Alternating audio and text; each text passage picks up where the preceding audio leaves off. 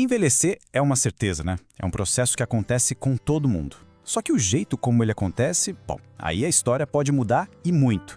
Hoje, a gente vai explorar justamente esses caminhos do envelhecimento, o que é considerado natural, parte da vida, e o que acontece quando esse processo cruza com doenças que, infelizmente, afetam o nosso cérebro. Olha só esse número, mais de 32 milhões. Parece só um número gigante, solto, mas não é. Essa é a quantidade de pessoas idosas vivendo no Brasil de acordo com o censo de 2022. É gente pra caramba! Isso mostra o quanto a nossa realidade demográfica mudou. E o mais impressionante não é nem o número em si, mas a velocidade com que ele cresceu.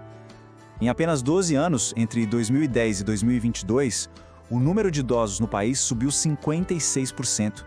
É um crescimento muito, mas muito acelerado que está redesenhando o perfil do Brasil. Ok, então vamos organizar nossa conversa. Primeiro, a gente vai entender melhor o tamanho dessa nova realidade. Depois, o ponto principal, diferenciar o que é envelhecer normalmente do que é uma doença. Em seguida, vamos ver os sinais de alerta. E, por fim, aprofundar um pouco mais nas doenças que degeneram o cérebro. Pois é, como a gente viu, o Brasil está envelhecendo e bem rápido. E o que isso significa na prática? Que entender as várias facetas do envelhecimento, principalmente a linha que separa o que é saudável do que é patológico, virou uma necessidade, uma urgência para todo mundo. E por que isso está acontecendo? Basicamente, é uma combinação de 3 grandes fatores. A gente melhorou muito o sistema de saúde e a qualidade de vida, isso fez a mortalidade cair, e ao mesmo tempo, as pessoas estão tendo menos filhos. Ou seja, a taxa de natalidade despencou. Agora, a gente chega no coração da nossa análise. Viver mais é, sem dúvida, uma conquista. Mas essa longevidade tem 2 faces, 2 lados bem diferentes. Vamos agora aprender a diferenciar o processo que é natural e esperado daquele que, infelizmente, é marcado por doenças. E para fazer essa diferenciação, temos 2 palavras-chave: senescência e senilidade. Senescência é o envelhecimento normal, sabe? O fisiológico. Já a senilidade se refere ao envelhecimento patológico, ou seja, quando doenças entram em cena e começam a comprometer a saúde e a independência da pessoa. Vamos focar um pouquinho na senescência. Pensa nela como o conjunto de todas as mudanças que o tempo traz para o nosso corpo, mas que não são doenças. São as alterações que já são esperadas, que fazem parte do ciclo da vida e que não diminuem a nossa expectativa de viver. E que mudanças são essas? São coisas que a gente conhece bem. O aparecimento de cabelos brancos, a pele que perde um pouco da elasticidade e cria rugas, uma pequena redução na altura, até a perda natural de um pouco de massa muscular. Tudo isso faz parte do envelhecer saudável. Mas e quando as mudanças, principalmente na nossa mente, parecem ir além do que a gente espera? É aí que a gente entra numa zona de atenção. É aqui que os sinais cognitivos podem estar indicando que tem algo a mais acontecendo. É como se fosse a fronteira entre a senescência e a senilidade. Nesse território do meio, nesse meio do caminho, existe o que os especialistas chamam de comprometimento cognitivo leve, ou simplesmente CCL.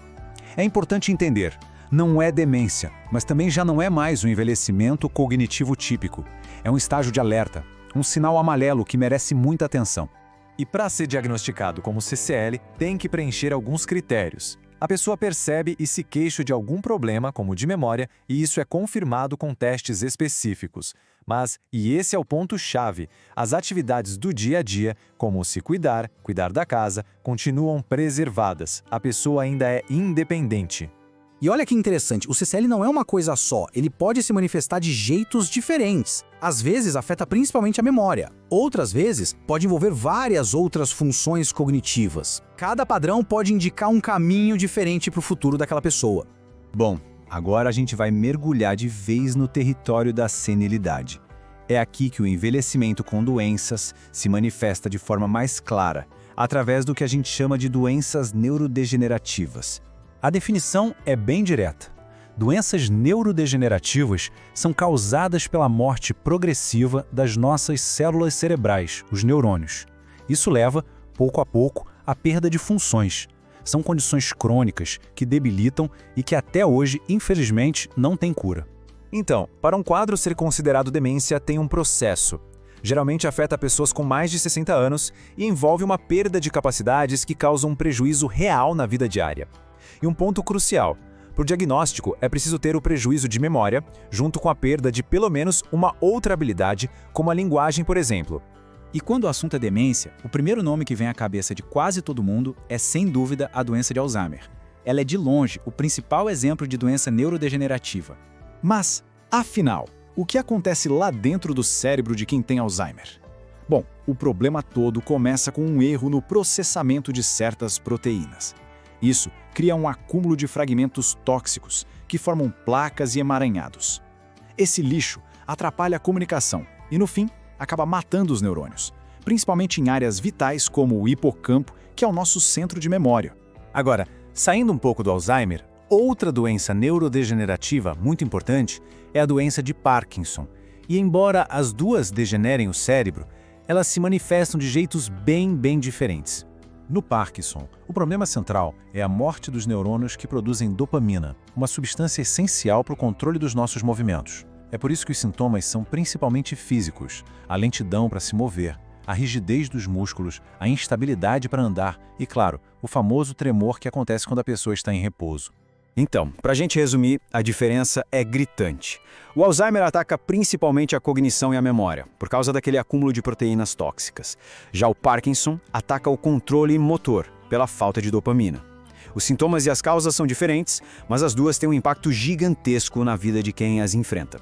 Depois de olhar para esse lado mais duro do envelhecimento, é muito importante a gente voltar para a ideia principal.